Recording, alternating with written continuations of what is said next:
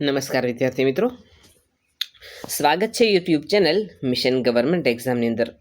આજના વિડીયોની અંદર આપણે વાત કરીશું નિબંધ રાષ્ટ્રીય પ્રતીકો અને દેશની સાચી ભાવના વિશે. શરૂ કરીએ આજનો આ મહત્વનો નિબંધ.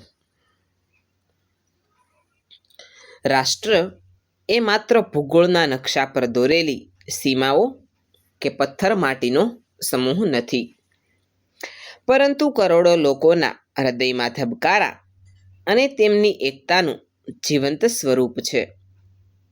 કોઈ પણ દેશની ઓળખ તેના ગૌરવ અને સાંસ્કૃતિક ધરોહરનું પ્રતિબિંબ તેના રાષ્ટ્રીય પ્રતીકોમાં સ્પષ્ટપણે જોવા મળે છે. આ પ્રતીકો માત્ર કાગળ પર છપાયેલા ચિહ્નો કે સજાવટની વસ્તુઓ નથી, પરંતુ તે દેશના સ્વાતંત્ર્ય સંગ્રામ, શહીદોના બલિદાન અને પ્રાચીન સંસ્કૃતિના મૂલ્યોની સાક્ષી પૂરે છે. દેશભક્તિ એ પ્રતીકો પ્રત્યે આદર દાખવવાથી શરૂ થાય છે, પરંતુ તેનો સાચો અર્થ પ્રતીકોના ગૌરવને પોતાના જીવનમાં ઉતારવામાં રહેલો છે. જનની જન્મભૂમિશ્ચ સ્વર્ગદાપી ગરીયસી, જેને વંદન કરતા ઝૂકે માથું એ ધરા આપણી ભારતવાસી. આપણો ત્રિરંગો ધ્વજ રાષ્ટ્રના આત્મા સમાન છે. કેસરી રંગ શૌર્ય, ત્યાગ અને બલિદાનની યાદ અપાવે છે.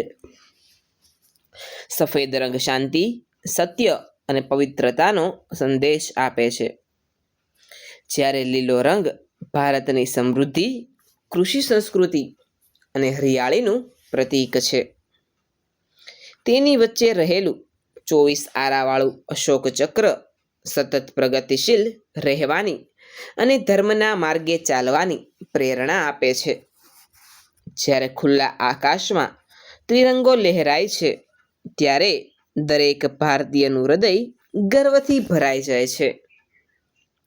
તેવી જ રીતે આપણું રાષ્ટ્રગીત જનગણ મન સમગ્ર દેશને અખંડિતતાના તાતણે બાંધે છે અને વાંદે માતરમ આઝાદીના સંઘર્ષની જ્વાળાઓનું પ્રતીક બનીને દેશવાસીઓમાં ઉર્જાનો સંચાર કરે છે. વિજય વિશ્વ તિરંગા પ્યારા, झंडा ऊंचा रहे हमारा, सदा शक्ति सरसाने वाला, प्रेम सुधा बरसावने वाला. રાષ્ટ્રીય મુદ્દા તરીકે સ્વીકારેલા સારનાથના સિંહ સ્તંભની નીચે અંકિત સત્યમેવ જયતે સૂત્ર આપણને નીતિમત્તા અને સત્યના માર્ગે ચાલવાની શીખ આપે છે. રાષ્ટ્રીય પશુ વાઘ આપણી તાકાત અને અડગતા દર્શાવે છે. રાષ્ટ્રીય પક્ષી મોર સુંદરતા અને સૌમ્યતાનું દર્શન કરાવે છે, તથા રાષ્ટ્રીય પુષ્પ કમળ કાદવમાં ઉગીને પણ નિર્લેપ અને પવિત્ર રહેવાની જીવન દ્રષ્ટિ આપે છે. આ તમામ પ્રતીકો માત્ર દર્શનીય નથી, પરંતુ તે દેશના ઉત્કૃષ્ટ ચારિત્ર્યનું નિર્માણ કરવા માટે પ્રેરણા આપતા પ્રતીકો છે. જોકે વર્તમાન સમયમાં દેશભક્તિની વ્યાખ્યા ઘણીવાર સંકુચિત બની ગઈ છે. માત્ર 15મી ઓગસ્ટ કે 26મી જાન્યુઆરીએ ગાડી પર ત્રિરંગો લગાવી દેવો, સોશિયલ મીડિયા પર સંદેશાઓ મૂકવા કે રાષ્ટ્રગીત વાગતી વખતે માત્ર ઔપચારિક ઊભા રહી જવું એ દેશભક્તિ નથી. સાચી દેશભક્તિ એ કોઈ પ્રદર્શન કે દેખાડો નથી, પરંતુ તે એક ગહન અને આંતરિક ભાવના છે, જે રોજિંદા જીવનમાં આચરણમાં દેખાવી જોઈએ.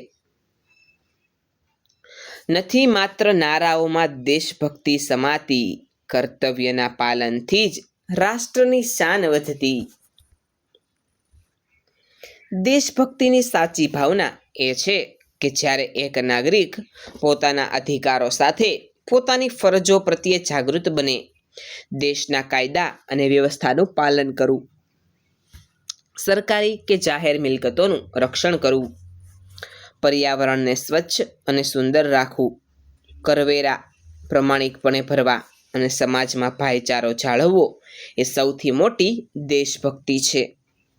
સીમા પર ઊભેલો સૈનિક જે રીતે ગોળીઓ સામે છાતી ધરીને દેશની રક્ષા કરે છે, તેવી જ રીતે પોતાના કાર્યક્ષેત્રમાં પ્રામાણિકતા દાખવતો શિક્ષક, દર્દીની નિસ્વાર્થ સેવા કરતો તબીબ, અન્ન પકવતો ખેડૂત અને શેરીઓ સાફ કરતો સફાઈ કર્મી પણ સાચો દેશભક્ત જ છે.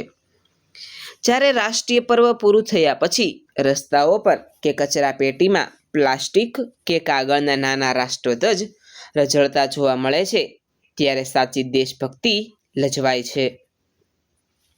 પ્રતીકોનો સાચો આદર ત્યારે જ ગણાય જ્યારે આપણને તેમના અપમાન પ્રત્યે સંવેદનશીલતા હોય.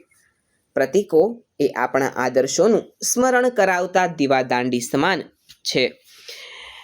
તેથી દેશના પ્રતીકોનું રક્ષણ કરવું અને તેમના મૂલ્યોને આત્મસાત કરવા એ પ્રત્યેક નાગરિકનું પરમ કર્તવ્ય છે. ખુમારીથી જીવીએ અને દેશ કાજે મરીએ, પવિત્ર આ માતૃભૂમિની સદા સેવા કરીએ.